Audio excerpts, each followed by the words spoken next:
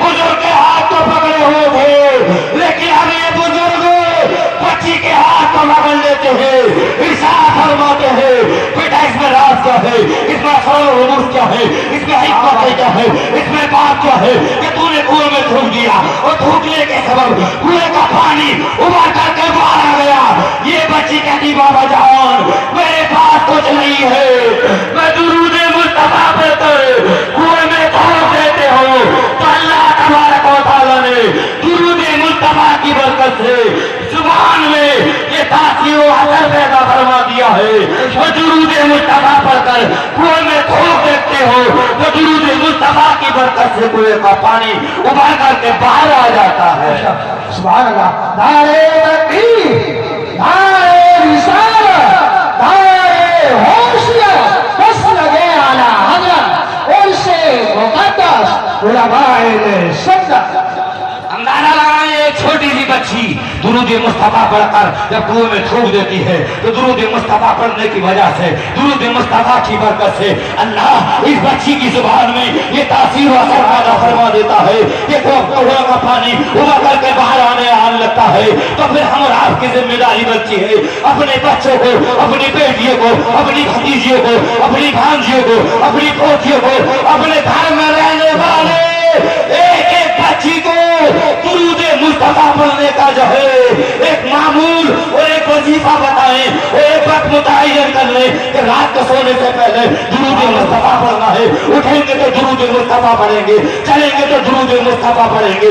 दुरूद मुस्तफा पढ़ने के हम और आप समाज हो गए तो जिस तरह से उसकी जुबान में तासीर और असर अल्लाह ने पैदा फरमा दिया था हम और आपकी जुबान में भी वो असर और तासीर पैदा हो जाएगी। बेशक सुभान अल्लाह जिंदाबाद। और सुनिए थोड़ी बात खत्म कर रहा हूँ, टाइम मेरा हो रहा जो मुझे दिया गया है।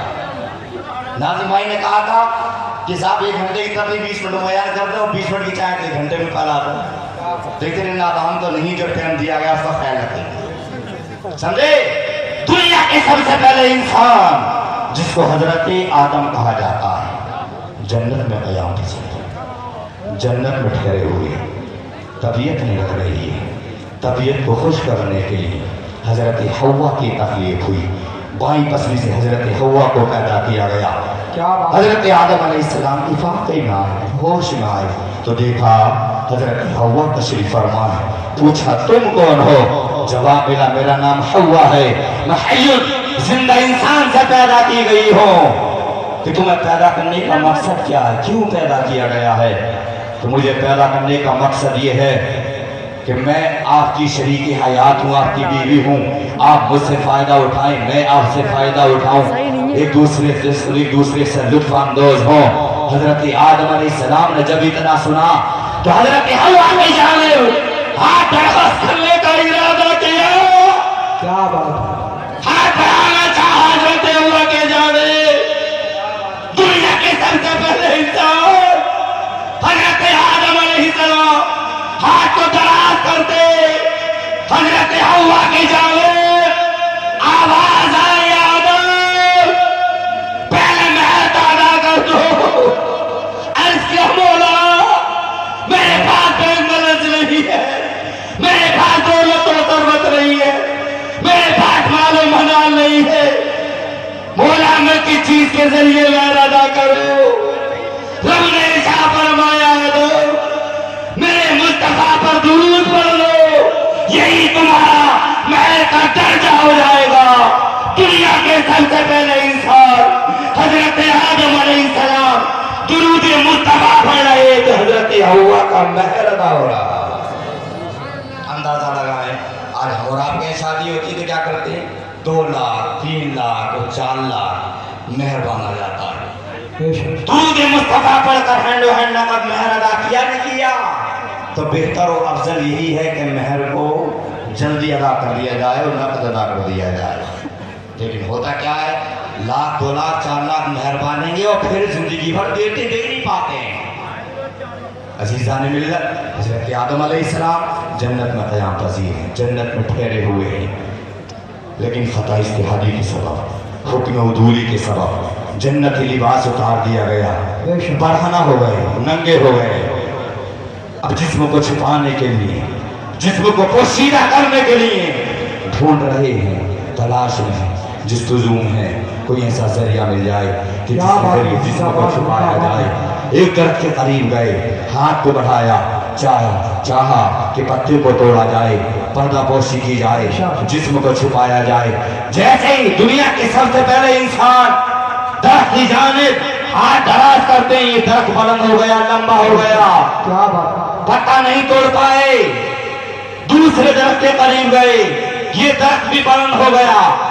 جس شجر، جس پیڑ اور جس درخت کے قریب جا رہے تھے، وہ درخت بلند ہوتا چلا جا رہا تھا۔ آخر حیران و پریشان کہ جسم کو چھپانا ہے، پردہ پوشی کرنا ہے، لیکن کوئی ذریعہ نہیں مل پا رہا ہے، لیکن کوشش جاری رکھی۔ من جدہ وجدہ، جو کوشش کرتا ہے وہ پا لیتا ہے۔ حضرت آدم علیہ السلام نے کوشش جاری رکھی اور پھر ایک درخت کے اور قریب گئے۔ جیسے ہی درخت کے قریب گئے، یہ درخت نیچے کی جانب جھکا۔ حضرت آدم علیہ السلام نے ہاتھ کو بڑھایا، پتے کو پا لیا۔ جیسے ہی پتے کو پایا، پردہ پوشی کر لیا، جسم کو چھپا لیا۔ تمام درختوں نے رب کی بارگاہ میں شکوہ کیا، پروردگار عالم حکم حضور کے سبب، خطا استحاضی کے سبب حضرت آدم علیہ السلام کا جنتی لباس اتار دیا گیا تھا، لیکن مولا تمام درختوں نے آدم کو پتہ نہیں دیا ہے، لیکن ایک درخت ایسا ہے کہ اس نے آدم کو پتہ دے دیا ہے۔ تب رب نے اس درخت سے محاسبہ کیا، ارشاد فرمایا، اے درخت تو ہی بتا کہ تو نے آدم علیہ السلام کو پتہ کیوں نہیں دیا ہے۔ جب اس درخت سے رب نے محاسبہ کیا تو یہ درخت بول اٹھا، پروردگار عالم جب یہ تیرا بندہ آدم علیہ السلام میرے قریب آیا تھا تو اس کی پیشانی میں نور مصطفیٰ تھا اور اس کے لبوں پر درود مصطفیٰ تھا۔ میں تعظیم نبی میں جھک گیا اور حضرت آدم علیہ السلام کو پتہ دے دیا۔ بے شک، سبحان اللہ، سبحان اللہ، زندہ باد، زندہ باد۔ اس لیے کوشش کریں کہ درود مصطفیٰ پڑھیں، اور ہر وہ کام جس کی ابتدا اور آخر میں درود مصطفیٰ نہ پڑھا جائے وہ کام مکمل نہیں ہو پاتا ہے۔